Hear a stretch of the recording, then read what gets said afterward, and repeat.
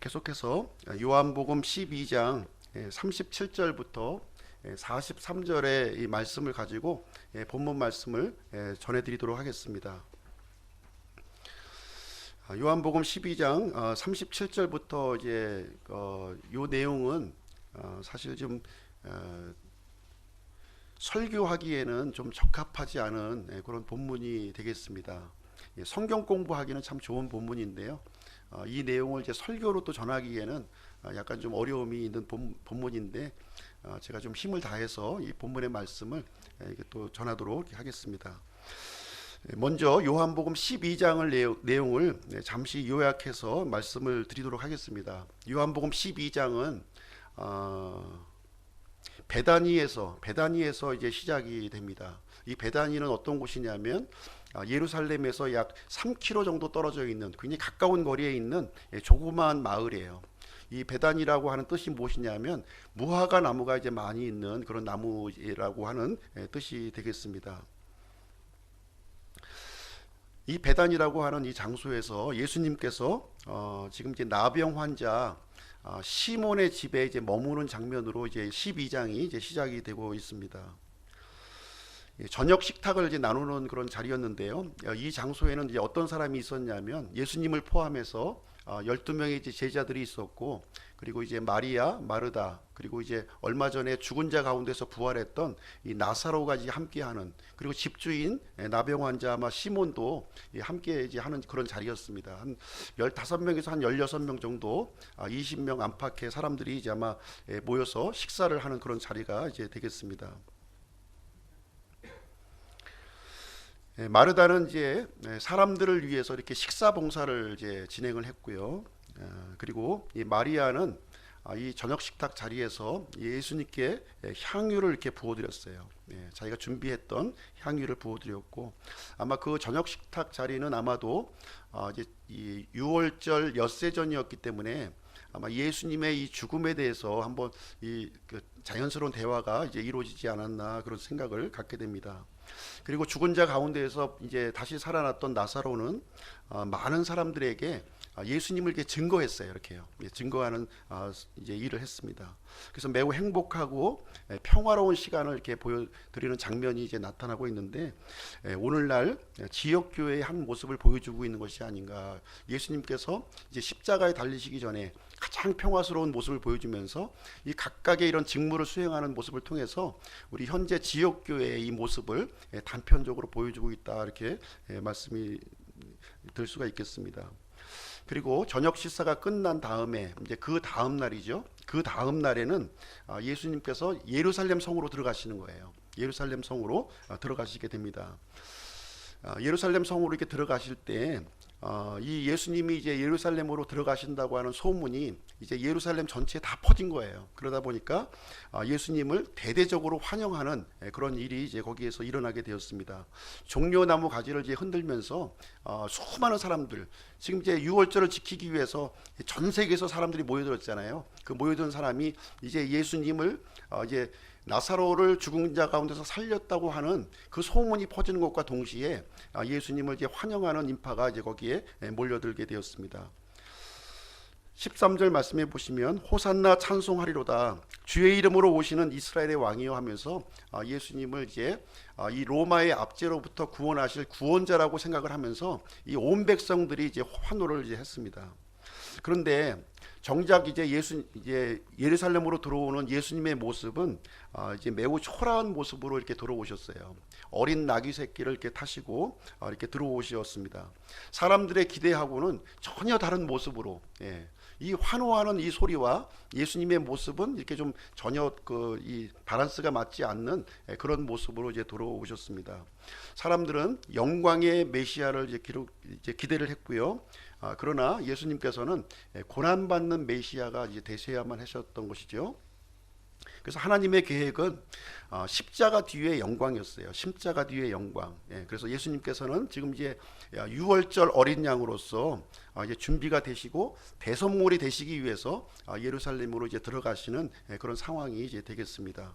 마가복음 10장 45절 말씀에 보시면 사람의 아들은 섬김을 받으러 오지 아니하고 도리어 섬기며 자기 백성을 많은 사람들에게 대성물로 주려 하심이라 이렇게 말씀을 해주셨습니다. 예수님께서 1차적으로 초림하신 목적이 무엇이냐면 영광 받으시기 위해서 오신 것이 아니에요. 자신의 몸을 대성물로 드리기 위해서 이 땅에 이제 오시게 되었습니다. 그래서 예수님의 이 예루살렘 입성은 승리의 입성이 아니라 참 어떻게 보면 굉장히 특이한 모습으로 이렇게 이제 들어오셨는데요. 성경을 조금 연구한 사람이라면 이분이 바로 대언자들이 기록했던 구약 성경이 기록했던 그 메시아구나 하는 사실을 분명히 알 수 있는 그런 상황이 되었습니다.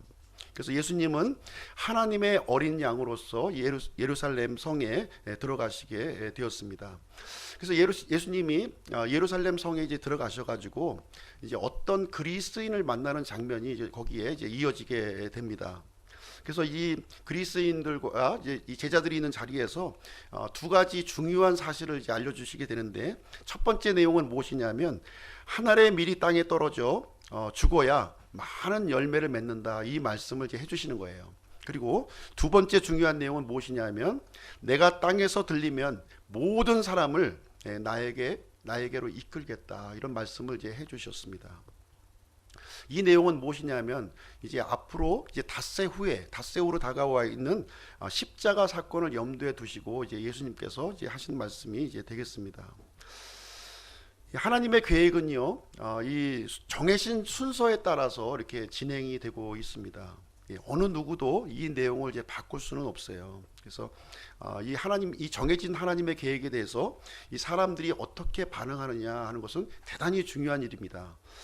이 부드러운 마음과 이렇게 믿는 마음으로 하나님 앞에 나오게 되면 하나님께서는 생명의 길로 우리를 인도해 주시게 됩니다. 그러나 이 불신앙과 이 완악한 마음으로 이 하나님의 계획을 대적하게 되면 하나님께서는 멸망의 길로 우리를 이제 인도해 주시게 됩니다.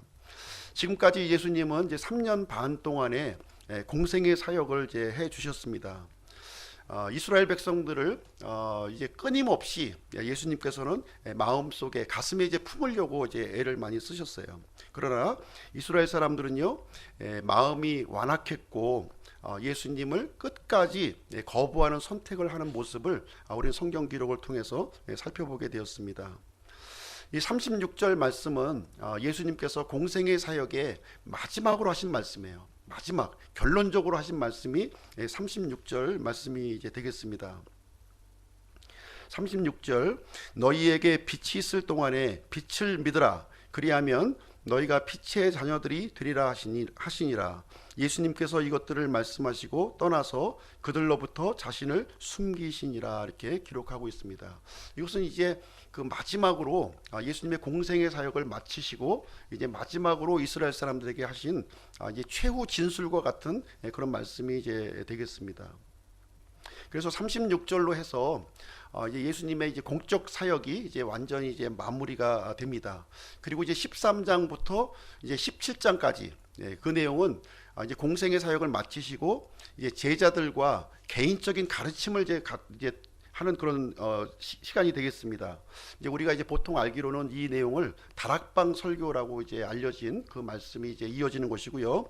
그리고 18장부터 22장, 마지막 22장까지는 예수님의 순환에 대해서, 예수님의 죽으심과 부활에 대한 말씀을 거기에서 이제 기록을 해주고 있습니다. 36절 말씀에 보시게 되면 떠나서 그들로부터 자신을 숨기시니라, 이렇게 기록하는 장면이 나오고 있어요. 빛을 믿으라, 이렇게 말씀을 하시면서 이제 떠나서 그들로부터 자신을 숨기시니라, 이렇게 기록이 되어 있습니다.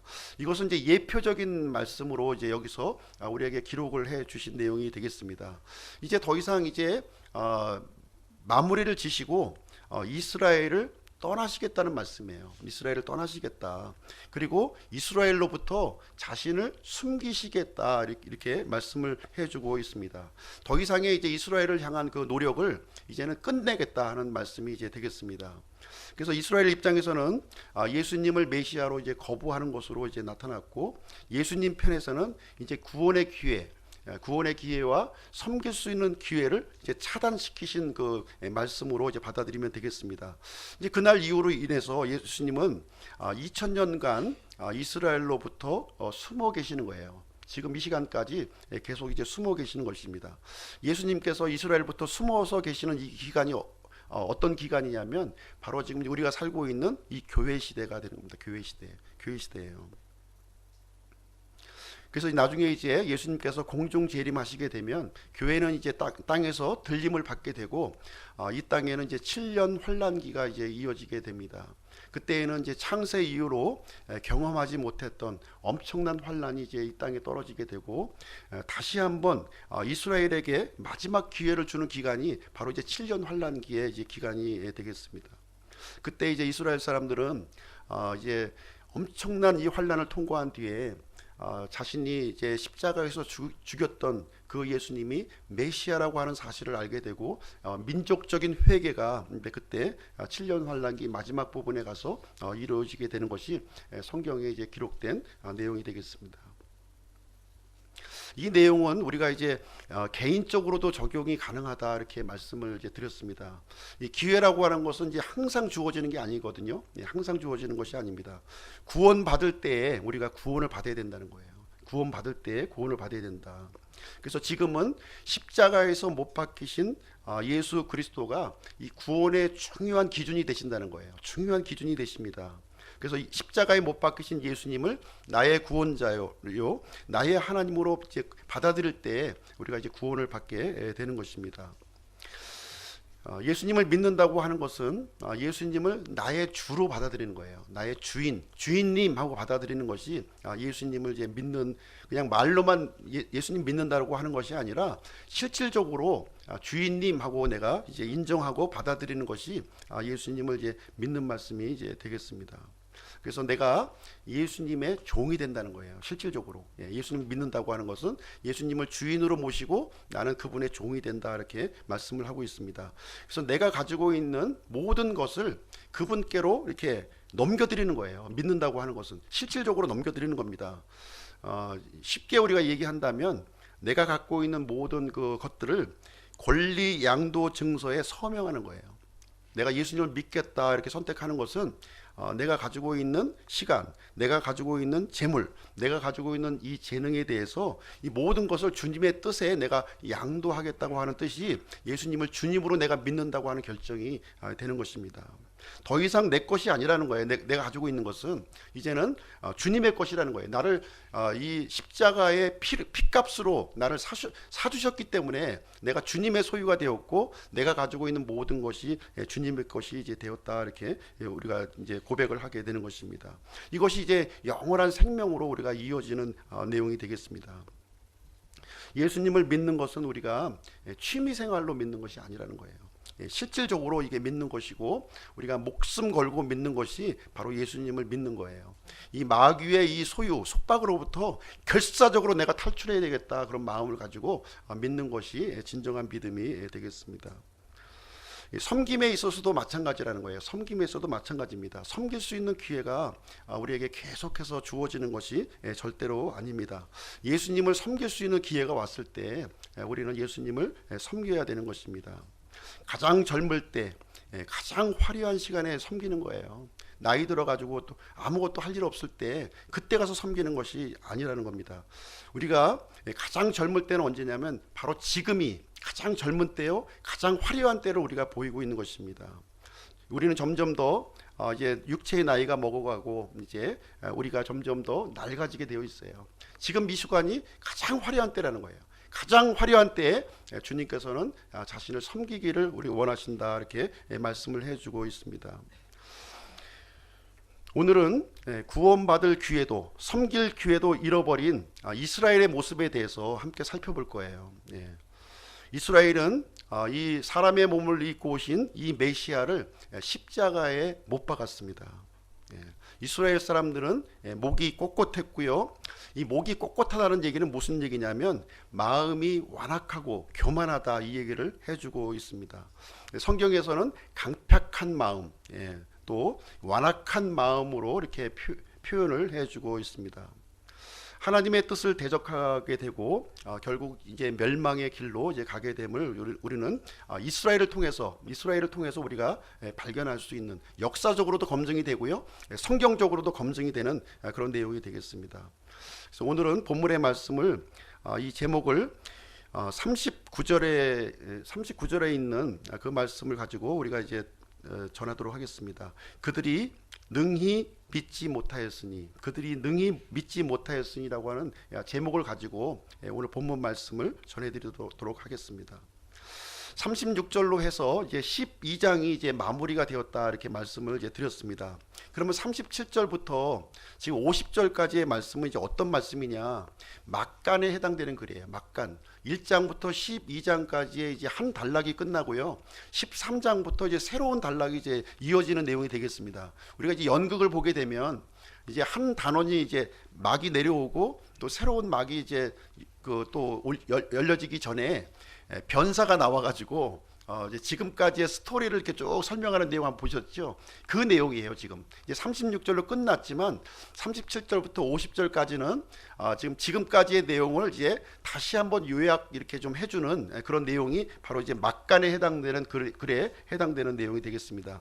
이 내용을 이제 50절까지 한꺼번에 다루기는 좀 어려웠고 그래서 두 번으로 나누어서 이렇게 전해드리도록 이렇게 하겠습니다. 그래서 1장부터 12장까지의 전반적인 상황이 지금 이제 요약되고 있는 그런 내용이 되겠습니다. 하나님의 아들이 이제 사람의 몸을 입고 이제 이 땅에 오셨어요. 이 땅에 오셔서 이제 하늘의 왕국의 이 복음, 이 왕국의 복음을 예수님께서 선포를 해 주셨습니다. 예수님의 이런 극진한 노력을 하셨어요. 극진한 노력을 했음에도 불구하고 이 선택받은 백성 이스라엘은 이 예수님을 메시아로 받아들이는 것을 이렇게 배척했다, 거부했다, 이렇게 결론이 이제 지금 나와 있습니다. 지금까지 예수님은 숨막히는 일정을 지금 이제 소화를 하고 이제 하셨던 거예요. 최선을 다했고요. 단 한순간도 쉴 날이 없이 예수님은 본인에게 주어진 아버지 하나님으로부터 부여받은 그 임무를 성실하게 이렇게 수행을 했습니다. 하늘에 속한 진리를 알려드렸고 메시아로서의 표적을 이렇게 보여주셨고 때로는 이스라엘 백성들을 달래기도 하셨고 얼르기도 하셨고 때로는 무섭게 책망하면서 이 죄에서 돌이키라고 이렇게 말씀을 해주셨습니다. 그런데 이런 예수님의 이 호소, 이런 가르침에도 불구하고 이 마지막 결론이 뭐냐? 끝까지 이스라엘 백성들은 하나님의 뜻을 거절하고 배척했다 하는 것이 이 12장의 결론이 되는 그 말씀이 되겠습니다. 37절 말씀 한번 보시죠. 37절. 그러나 그분께서 이렇게 많은 기적들을 그들 앞에서 행하셨음에도 불구하고 그들이 여전히 그분을 믿지 아니하였으니, 이렇게 얘기를 하고 있는 거예요. 3년 동안 온갖 수고를 다 밝혔지만 이 이스라엘 백성들은 예수님의 외침을 받아들이지 않고 이렇게 거부했다, 이렇게 기록을 해주고 있습니다. 예수님은 지금까지 보여줄 수 있는 기적을 다 보여주셨어요. 요한복음에는 대표적으로 7가지 기적을 보여주셨습니다. 7가지. 그러나 7가지 외에도 수많은 기적을 이제 예수님은 이제 보여주셨습니다. 요한복음 21장 25절에 보면 이렇게 기록이 되어 있습니다. 예수님께서 행하신 다른 일들도 많으므로 만일 그것들을 낱낱이 기록한다면 심지어 이 세상이라도 기록된 책들을 담지 못할 줄로 나는 생각하노라, 이렇게 하면서 예수님은 그 대표적으로 요한복음 7가지를 기록하고 있지만 수많은 기적을 이스라엘 사람들에게 보여준 거예요. 보여주고 내가 하나님으로부터 보낸 자라고 하는 사실을 반복해서 이렇게 알려주었습니다. 공공연하게 이렇게 이 기적을 보여줬음에도 불구하고 대다수의 사람들이 이 기적을 보았음에도 불구하고 예수님을 메시아로 받아들이지 아니했다, 이렇게 말씀을 해주고 있습니다. 그럼 왜 이스라엘 사람들은 이 메시아를 이제 구원자 하나님으로 받아들이지 않았는가? 그 이유는 뭐냐면은 목이 꼿꼿하다는 거예요. 목이 꼿꼿해요. 목이 꼿꼿하고 마음이 강팍하고 빛보다 더 어두움을 사랑하는 마음이 이스라엘 백성들에게 있었다고 하는 사실입니다. 그래서 기적을 보여 보여주었을 때는 이게 환호하고 난리를 쳤어요. 그러나 정작 진리로 나오는 일에 대해서는 이 거부했던 모습을 우리는 보여주고 있습니다. 오늘날에도 보면은 기적만 보여주면 내가 하나님 믿겠다 하는 사람들이 이제 많이 있어요. 다 거짓말입니다. 예수님 당시에도 수많은 사람들이 기적을 보았지만 이 창조주 하나님을 직접 눈으로 보았지만 믿지 않았다고 성경은 우리에게 기록을 해주고 있습니다. 믿음이라고 하는 것은 보는 것을 통해서 오는 것이 아니에요. 보는 것을 통해서 하는 것이 아닙니다. 고린도후서 5장 7절 우리는 믿음으로 걷고 보는 것으로 걷지 아니하노라 이렇게 말씀해 주고 있습니다. 진짜 기적은 뭐냐? 진짜 기적 중에 기적을 말씀드릴게요. 진짜 기적 중에 기적. 기적은 밖에 있는 것이 아니라 내 안에 있는 거예요. 내 안에 있는 겁니다. 지금 이 자리에 앉아 계신 것이 기적이에요.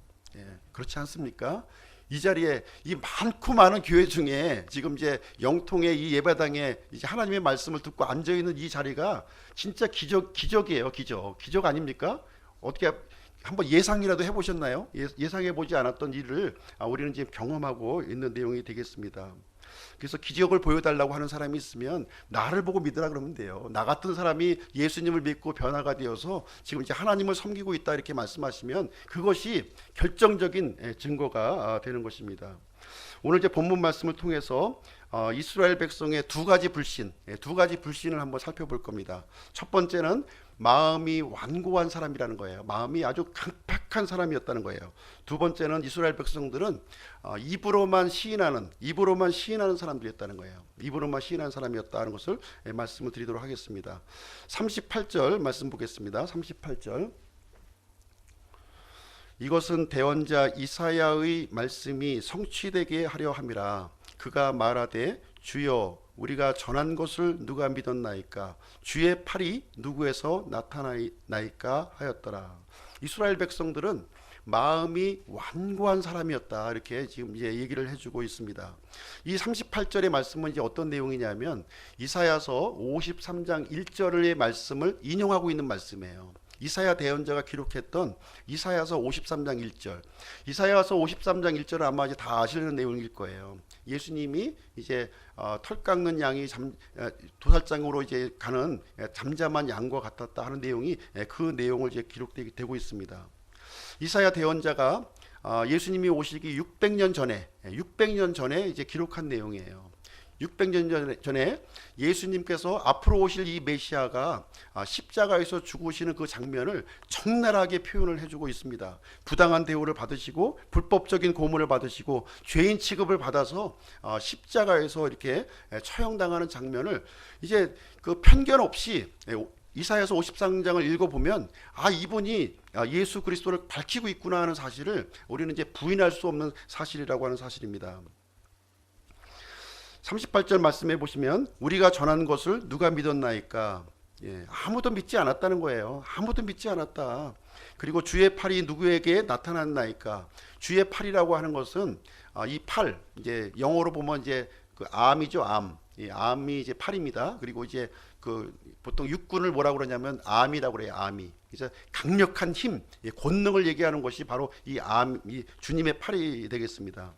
주님의 팔이 누구에게 나타났나이까? 주님의 권능이 나타났음에도 불구하고 아무도 믿지 않았다는 거예요. 아무도.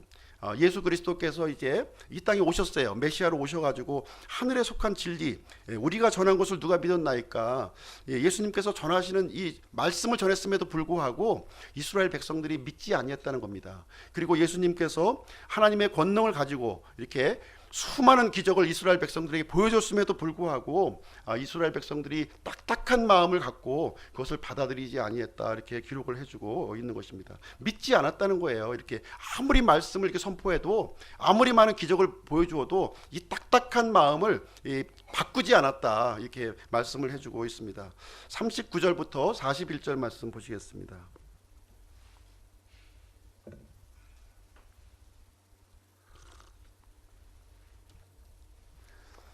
그러므로 그들이 능히 믿지 못하였으니 그 까닭은 이사야가 다시 말하였기 때문이라. 이르되 그분께서 그들의 눈을 멀게 하시고 그들의 마음을 강팍하게 하셨으니 이것은 그들이 눈으로 보고 마음으로 깨달아 회심하며 하여 내게 고침을 받지 못하게 하려 함이라 하였더라. 이것들은 이사야가 그분의 영광을 보고 그분에 대하여 말하였을 때 이른 것이더라. 그러므로 이렇게 시작하고 있어요. 그러므로 이제 믿지 않았는데 그러므로 이 까닭이 무엇이냐, 이제 이유에 대해서 이제 얘기해주고 있는데, 이 이유를 다시 이사야 대언자가 기록한 이사야서 6장 이사야 6장 말씀을 또 이렇게 인용하면서 지금 이제 이 말씀을 이제 해주고 있습니다. 40절 41절 말씀은 어떤 내용이냐면 이사야서 6장 9절부터 10절까지의 말씀을 인용하고 있는 말씀이에요. 근데 이사야서 6장 이 9절부터 10절까지 말씀을 신약 성경에서 3번 인용이 돼요. 3번 인용이 됩니다. 이 마가복음 4장에서 예수님께서 한번 인용하시고, 그 다음에 이 요한복음에서 이 사도 요한이 이제 믿지 않는 유대인들을 향해서 한번 인용하시고, 사도행전 28장 26절 27절에 가서 보시게 되면 사도 바울이 이 믿지 않는 이 유대인들을 향해서 또 한번 이 이사야서 내용을 인용을 하는 거예요. 그래서 사도 바울이 얘기한 것은 무엇이었냐면 이제 은혜의 복음이 이 유대인들로부터 이방인으로 넘어간다는 거예요. 이 유대인들의 이 완악한 마음, 이 딱딱한 마음 때문에 이 하나님께서 주시고자 하는 은혜의 복음이 이제 이방인들에게 넘어간다고 하는 말씀을 이사야서 내용을 가지고 이제 인용하면서 말씀하고 있는 것이고, 예수님께서도 마가복음 4장에서 하시는 말씀은 무엇이냐면 이 하늘의 복음을 이제 이스라엘 백성을 위해서 전하셨어요. 전하셨는데 끝까지 이 사람들이 완악한 마음을 가지고 받아들이지 아니하니까 그것을 이제 이 거두시는 마음으로 지금 이제 이사야서 말씀을 인용하고 있는 그런 내용이 되겠습니다. 그래서 40절 41절 말씀은 무슨 내용이냐면은 믿지 않는 유대인들을 향해서 이제 하시는 그런 말씀이 이제 되겠습니다. 이스라엘 백성들이 하나님의 말씀을 받아들이지 않고 이 메시아를 받아들이지 않는 이유가 어디에 있느냐? 그 이유가 뭐냐면 강팍한 마음을 가졌고 마음이 우둔하고 귀가 둔하고 눈이 감겼기 때문에 하나님의 말씀, 이 메시아를 받아들이지 아니했다, 이렇게 기록을 해주고 있습니다. 근데 우리가 이제 40절 말씀을 좀 유심히 좀 살펴볼 필요가 있습니다. 좀 오해를 할 수 있도록 좀 기록이 되어 있는데요. 하나님께서 이제 이스라엘 백성들을 이제 믿지 못하도록 이렇게 하셨다는 거예요. 마치 40절 말씀만 이제 떼놓고 읽어보게 되면 우리는 이제 결론적으로 좀 이해가 되는데, 이스라엘이 이제 완악한 마음이 우둔하고 귀가 둔하고 이제 눈이 감겨서 이제 하나님을 받아들이지 않은 것을 우리가 결론적으로 이해하는데, 이제 하나님께서는 마치 하나님이 지금 이제 이스라엘을 눈벌게 하고 이스라엘을 강팍하게 하고 고침을 받게 하지 못한 것처럼 40절 말씀이 이제 기록이 되어 있습니다. 우리가 이런 말씀을 우리가 접했을 때 우리가 이제 생각해볼 내용이 있다는 거예요. 하나님께서는 명백하게 우리에게 주시는 말씀이 있어요. 명백하게 주시는 말씀은 아멘하고 받아들이면 돼요. 근데 약간 좀 이렇게 좀 이해하기 좀 어렵도록 이렇게 기록된 내용을 이제 기록하신 이유는 뭐냐면 한번 생각해 보라는 거예요. 이 생각을 이 단순히 그 말씀만 가지고 이해하는 것이 아니라 앞뒤 문맥을 가지고 이것을 한번 이해하면서 나를 점검해 보면서 이것을 한번 살펴보라고 이렇게 하시는 말씀이 이제 되겠습니다. 그래서 이 말씀을 40절 말씀을 한번 좀 이제 같이 한번 읽어보시도록 하겠습니다. 40절. 그분께서 다시 시작. 그분께서 그들의 눈을 멀게 하시고 그들의 마음을 강팍하게 하셨으니 이것은 그들이 눈으로 보고 마음으로 깨달아 회심하여 내게 고침을 받지 못하게 하려 함이라. 요 구절만 보게 되면은 이제 마치 하나님이 이스라엘 백성들을 눈을 멀게 해서 구원받지 못하게 하신 것처럼, 마치 하나님이 원인 제공을 한 것처럼 여기 기록이 되어 있는 거예요. 한번 이제 이 말씀에 대해서 한번 보겠습니다. 우리가 이런 말씀을 읽을 때에는 앞뒤 문맥을 좀 잘 살펴보고 읽으셔야 돼요. 한 구절만 딱 띄워놓고 읽게 되면 오해를 하게 되는 것입니다. 일단 37절 말씀에 보시게 되면 이스라엘 백성들이 그분을 믿지 아니하였다, 이렇게 기록하고 있는 거예요. 그분을 믿지 아니하였다는 것을 전제해놓고 지금 40절 말씀을 지금 언급해주고 있습니다. 그래서 하나님께서는 어떤 하나님이시냐면 사람의 이 마음에 따라서 갚아주시는 하나님이시라는 거예요. 그 부분을 우리가 좀 이해를 할 필요가 있습니다. 이 하나님은 변함없이 한 자리에 이렇게 서 있어요. 한 자리에 이렇게 서 있습니다. 그런데 이 변함없는 하나님 앞에 우리가 부드러운 마음을 가지고 하나님 앞에 가까이 이렇게 다가가면 하나님께서는 은혜를 베풀어 주신다는 거예요. 그런데 이 변함없는 하나님 앞에서 우리가 딱딱한 마음을 가지고 하나님으로부터 이렇게 점점 멀어지게 되면 하나님은 은혜를 베풀어 줄 수도 없고 줄 수도 없다는 거예요. 점점 더 그 딱딱한 것이 더욱더 딱딱해진다. 이 얘기를 이 말씀을 통해서 우리에게 알려주시는 말씀이 되겠습니다. 그래서 이 내용은 우리가 이제 어린아이를 이제 우리가 키워볼 때 좀 이렇게 좀 적용을 해보면 우리가 알 수가 있습니다. 어린아이가 이제 막 때를 써요. 때를 쓰면은 이제 부모는 이제 마음이 안쓰러워가지고 이제 들어줍니다. 이렇게. 그러니까 이제 어린아이가 이것을 이용해가지고 이제 그 때만 쓰면 좀 들어주는구나 이렇게 생각을 하고 이제 때를 쓰는 거예요. 그리고 이제 집에서만 하는 게 아니라 이 마켓에 가서 식당에 가서 막 이제 뒹굴고 하는 거예요. 내 거 좀 해결해 달라고. 이제 계속해서 이제 부모는 해줄 수가 없는 거죠. 예. 이제 마음을 굳힙니다. 너 그러면 안 돼. 이제는 그렇게 해서 들어줄 수가 없어. 이렇게 하면 이제 이 아이는 이제 부모가 그렇게 나오면은 이제 부드러운 마음을 가지고 이제 부모 앞에 나와야 되는데 점점 더 고집을 피우게 되면 어떻게 됩니까?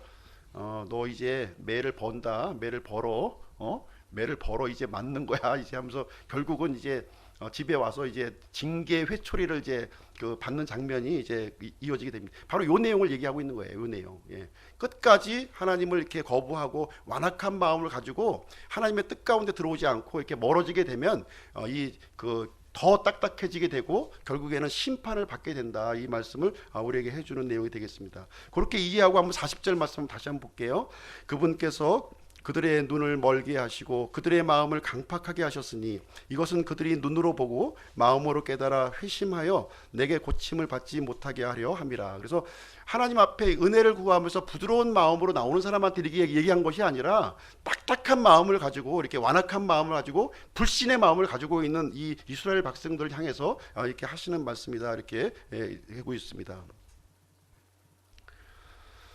하나님의 말씀도 믿지 않고 기적도 믿지 않고 이렇게 이 강팍한 마음을 계속 고집하게 되면 하나님께서는 결국 심판을 내릴 수밖에 없다는 것을 우리에게 얘기해 주고 있습니다. 그래서 우리가 이 봄에 곡식도 심고 이렇게 부지런히 이렇게 잘 가꾸게 되면 하나님은 그 밭을 풍요롭게 하고 많은 곡식이 맺게 해주는 거예요. 근데 씨앗도 안 뿌리고 게으르고 잡초만 무성하게 되면 그 땅은 점점 더 나쁘게 열악하게 되고 저주받은 땅이 될 수밖에 없다. 이 내용을 이 말씀을 통해서 우리에게 알려주고 있습니다. 성경의 예에도 이제 같은 비슷한 예가 이제 나와 있는데 이 파라오가 대표적인 경우예요. 파라오가 대표적인 경우가 되겠습니다. 우리 로마서 9장으로 한번 가서 보시겠습니다. 로마서 9장.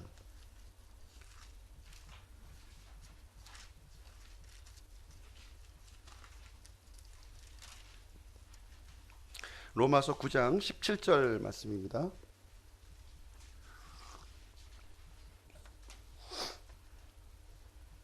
예, 같이 한번 읽어보시죠. 시작. 성경 기록이 파라오에게 이르기를 내가 바로 이 목적을 위해 너를 일으켰나니 이것은 내가 네 안에서 내 권능을 보이고 내 이름을 온 땅에 두루 밝히 알리려 함이니라. 이 구절도 이제 한 구절만 딱 띄워놓고 보면 마치 하나님께서 이 파라오를 이런 재앙을 이렇게 주기 위해 심판을 주기 위해서 이렇게 미리 예정하신 것처럼 파라오를 이렇게 이 악한 자리에 있을 수 있도록 예정하신 것처럼 보여지고 있습니다. 그래서 이 구절을 이제 칼빈주의자들이 대단히 애용하는 구절이에요. 애용하는 구절. 예, 미리 정했다는 거예요. 이 파라오를 그 목적으로 미리 정했다 이렇게 얘기해주고 있는 구절이 되겠습니다. 또 출애굽기 내용을 보시게 되면 하나님께서 이 파라오의 마음을 강팍하게 했다 이렇게 기록이 되어 있어요. 강팍하게 했다. 강팍하게. 네. 이렇게 마치 원인 제공이 하나님께서 해주신 것처럼 이렇게 오해하게 이제 기록이 되어 있는데 이런 구절을 볼 때는 앞뒤 구절의 문맥을 가지고 잘 이해를 해야 된다는 거예요.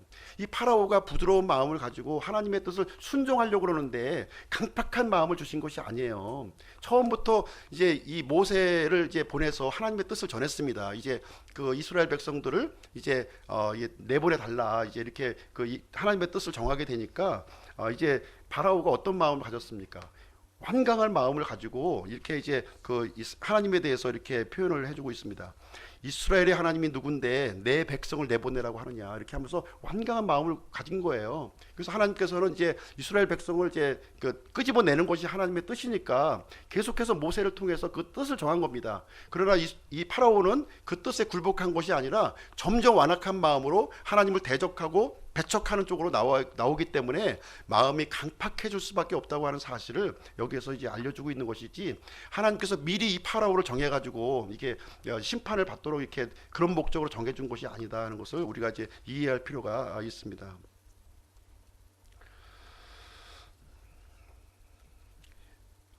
마지막 때에 이제 미혹을 이제 그 하나님께서 또 주신다고 하는 말씀이 있어요. 한번 그 말씀도 한번 찾아보겠습니다.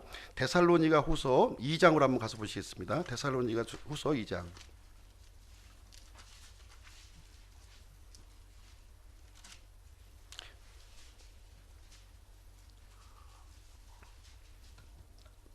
데살로니가 후서 2장 9절에서 12절 말씀입니다. 9절에서 12절. 같이 한번 읽어보시죠. 시작. 그가 오는 것은 사탄의 활동을 따라 모든 권능과 표적들과 거짓 이적들, 불의의 모든 속임수와 함께 멸망하는 자들에게로 오는 것이니, 이는 그들이 진리의 사랑을 받아들이지 아니하여 구원을 받지 못하였기 때문이라. 이런 까닭에 하나님께서 그들에게 강한 미혹을 보내사 그들이 거짓말을 믿게 하시리니, 이것은 진리를 믿지 아니하고 불의를 기뻐한 그들이 다 정죄를 받게 하려 하심이라. 여기 이제 기록도 보게 되면 이제 하나님이 이제 마지막 때에 이제 이런 일을 하신다는 거예요. 그들에게 강한 미혹을 보내서 거짓말을 믿게 해서 구원받지 못하게 하신다. 이런 구절이 여기 기록이 되어 있는 거예요. 이 구절만 딱 띄워놓고 얘기하면 하나님이 문제가 있으시네, 왜 미혹을 보내서 거짓말을 믿게 하실까, 이렇게 생각을 하시게 된다는 것이죠. 그래서 11절 이런 까닭에 이렇게 해서 이유를 설명해 주고 있는 건데요, 9절 10절을 잘 보셔야 된다는 거예요. 9절 10절 이 사람들이 어떤 사람을 대상으로 이 말씀을 해주시고 있는 건가 하는 것을 보시면 되는 겁니다. 어떤 사람이 대상이냐면 사탄의 활동을 따라가는 사람들이라는 거예요. 사탄이 보여주는 이런 권능, 거짓 표적, 거짓 이적들, 이 거짓 불의들을 따라가는 사람들에게 이 강한 미혹을 하나님께서 보내주신다는 거예요. 강한 미혹을 받을 수밖에 없는 자리로 지금 가 있기 때문에 강한 미혹을 받는다 하는 것을 얘기를 해주고 있는 내용이 되겠습니다. 하나님을 믿으려고 하고 하나님을 전심으로 간절히 바라는 마음으로 나오는 사람들에게 이게 강한 미혹을 주신 것이 아니라 사탄을 쫓아가고 거짓 그런 그 기적과 이적을 쫓아가는 사람들에게 그런 이 미혹을 받을 수밖에 없음을 하나님께서는 우리에게 말씀해주고 있는 내용이 되겠습니다. 그래서 이 말씀을 통해서 마지막 때에 우리 이제 이런 그 사탄의 그런 미혹과 이런 것을 받지 말아야 될 것, 그런 자리에 들어가지 말아야 될 것을 우리에게 경고해주는 말씀으로 이 말씀을 이해를 해야 되겠습니다. 그래서 하나님께서는 우리 마음에 따라서 답을 주신다는 거예요. 마음. 우리가 딱딱하고 이렇게 완악하고 불신앙의 마음을 먹고 있으면 하나님도 이렇게 완악함 가운데 우리를 내버려 두실 수밖에 없음을 얘기해 주고 있는 거예요. 그러나 우리가 부드러운 마음을 가지고 하나님의 이 진리의 빛이 들어왔을 때 이 가난한 마음을 가지고 이렇게 받아들이게 되면 하나님은 은혜를 풍성하게 해 주실 뿐만 아니라 우리를 구원의 길로 인도해 주신다, 이 얘기를 해주고 있습니다. 우리 구원받은 사람들일지라도 계속해서 불의에 거하면 안 된다는 것을 알려주고 있는 거예요. 계속해서 불의 가운데 거하게 되면은 우리가 구원받는 것은 잃지 않지만 우리의 생명, 육체의 생명을 거두어 가시는 장면이 성경 여러 곳에 이제 기록이 되어 있습니다. 두 번째로 이스라엘 백성들은 이제 어떤 사람들이었냐면 입으로만 고백하는 사람들이었어요. 입으로만 고백하는 사람들. 12장 42절 43절 말씀 한번 보도록 하겠습니다.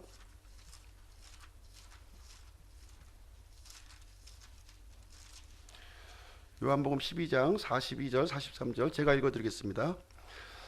그럼에도 불구하고 우두머리 치리자들 가운데서도 많은 사람들이 그분을 믿되 바리새인들로 인해 회당에서 쫓겨날까 염려하여 그분을 시인하지 못하였으니, 이는 그들이 사람들의 칭찬을 하나님의 칭찬보다 더 사랑하였기 때문이더라.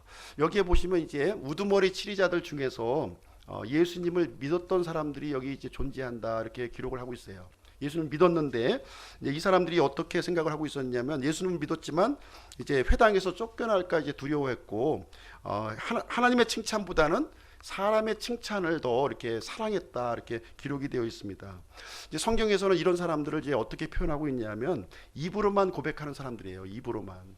구원받은 사람들이 아니고요. 입으로만 고백하는 사람들이다 이렇게 얘기를 해주고 있습니다. 사람을 두려워하고 예수님을 공개적으로 시인하는 것을 거부했던 그런 사람의 부류를 이제 말해주고 있습니다. 그래서 두 종류의 불신자가 있는 거예요. 예수님을 이렇게 배척하고 거부했던 사람들이 있고 입으로만 고백하는 신자들이 있었다는 것을 우리에게 알려주고 있습니다.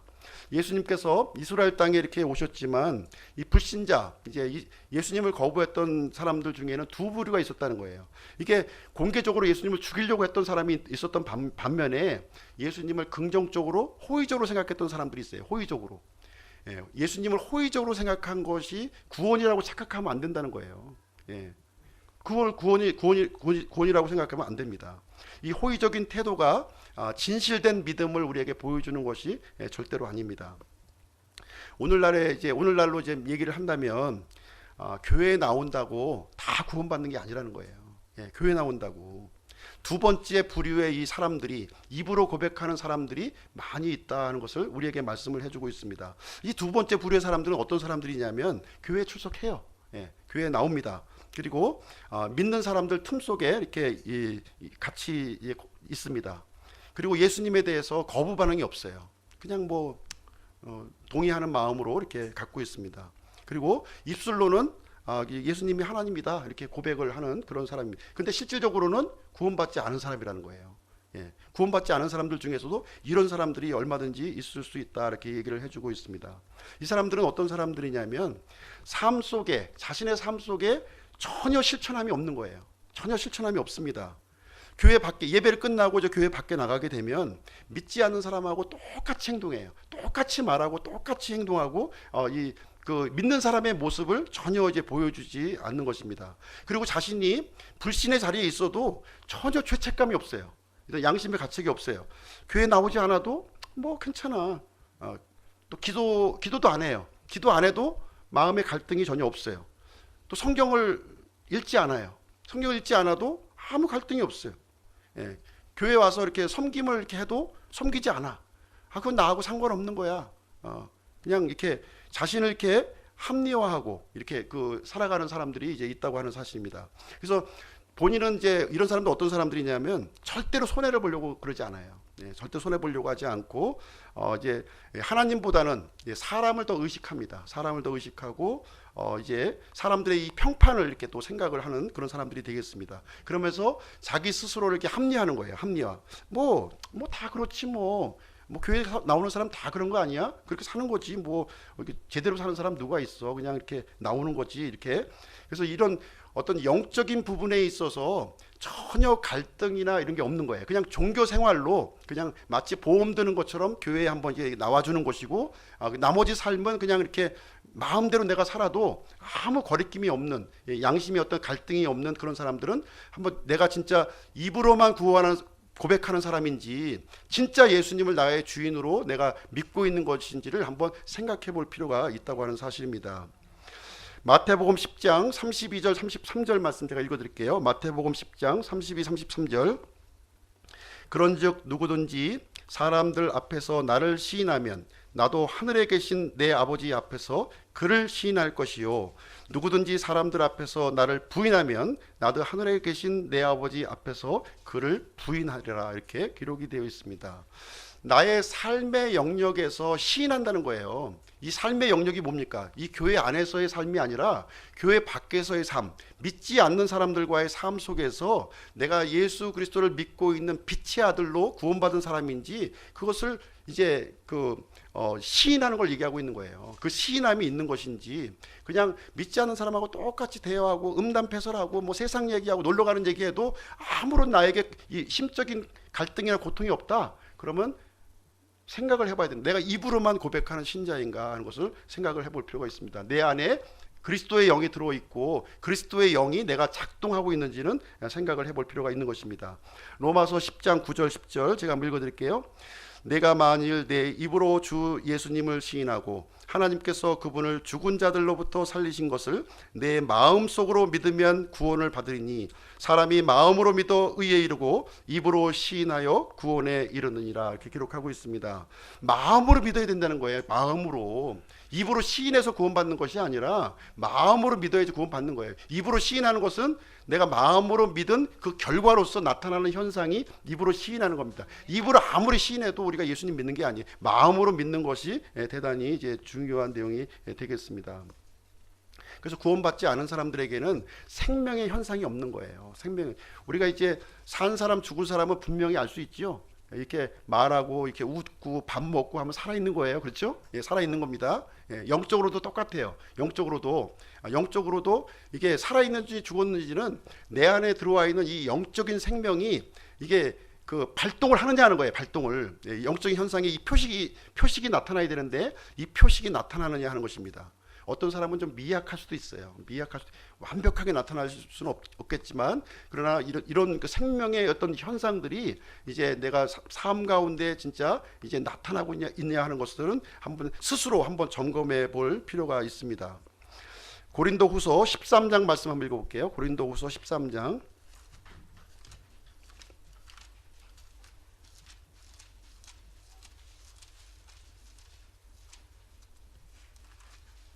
고린도후서 13장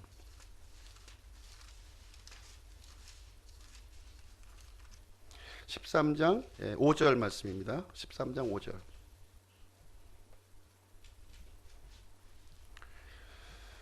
같이 읽겠습니다. 시작. 너희가 믿음 안에 있는지 너희 자신을 살펴보고 너희 자신을 입증하라. 예수 그리스도께서 너희 안에 계시는 줄을 너희가 스스로 알지 못하느냐? 그렇지 않으면 너희는 버림받은 자니라. 예, 여기 분명하게 이제 알려주고 있죠. 내가 구원받았다고 얘기하면서 내 안에 그리스도의 영이 진짜 존재하고 있느냐, 이 사실을 알고 있다는 거예요. 본인이. 네, 본인이 안다는 거예요. 없으면 빨리 하나님 앞에 이 강팍한 마음, 이 완악한 마음 갖지 말고 부드러운 마음으로 하나님을 찾아야 될 것을 성경은 우리에게 알려주시고 있는 내용이 되겠습니다. 결론을 내리도록 할게요. 결론을 내리겠습니다. 이스라엘 사람들은요, 자신이 원하는 메시아를 구했어요. 자신이 원하는, 성경에 기록되어 있는 하나님이 보내주신 이 메시아를 기다렸던 것이 아니라 자신이 원하는 메시아를 찾고 있었다고 이제 말씀하고 있습니다. 경제적인 메시아, 정치적인 메시아, 문화적인 메시아를 이제 바라고 있었어요. 그러다가 정작 이제 성경의 메시아가 왔을 때에는 마음을 딱딱하게 먹고 그 메시아를 받아들이지 아니했다. 이렇게 성경은 우리에게 결론적으로 12장 말미에서 우리에게 알려주고 있는 말씀이 되겠습니다. 이 이스라엘 사람들은 이제 어떤 마음을 가지고 있었냐면 빛보다 어두움을 더 사랑한 거예요. 빛보다 어두움을 사랑하고 하나님의 명령보다는 사람의 명령, 사람의 이 전통, 이것이 더 중요하게 이제 여겨졌다고 하는 사실입니다. 그리고 하나님의 칭찬보다는 사람들의 칭찬을 이렇게 받았던 거예요.